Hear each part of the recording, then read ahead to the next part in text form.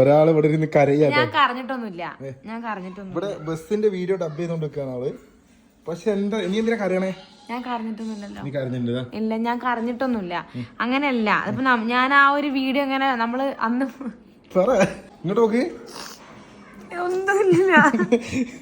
എന്റെ പൊന്നെ എന്താടി? അങ്ങനെയല്ല, ഞാൻ ഡബ് ചെയ്ത് ഇങ്ങനെ വരികയായിരുന്നു. അപ്പൊ അന്ന് നമ്മളെ വണ്ടീന്റെ ആ പഴയ ലുക്കാണ് ഉള്ളത്. അപ്പൊ അതിങ്ങനെ ഡബ് ചെയ്ത് വന്നപ്പോ അങ്ങനെ ഓരോ കാര്യം പറഞ്ഞു പോയപ്പോഴേ അതിലൊരു വോയിസ് ഓവർ ഇങ്ങനെ സൗണ്ട് പതറി പതറി വന്നു. അപ്പൊ ഞാൻ ആ വോയിസ് ഡിലീറ്റ് ആക്കി. അതാ ഇങ്ങനെ പറഞ്ഞേ. എന്തിനാ കരയണ? എന്തിനാ? ആ ഒരു ഇത് കണ്ടപ്പോ നമ്മളെ ബസ്സാണ് എങ്ങനെയാലും നമ്മക്ക് ഭംഗിയുണ്ട്. പക്ഷെ അതല്ല, ആ ഒരു സ്റ്റിക്കറൊക്കെ ഉണ്ടെങ്കിൽ ഒന്നും കൂടെ വണ്ടി അടിപൊളി ആയിരുന്നില്ലേ? അപ്പൊ അതൊക്കെ അഴിപ്പിച്ചു. സൗണ്ട് ഇന്ന് മൊത്തം അഴിപ്പിച്ചു എന്നൊക്കെ പറഞ്ഞപ്പോ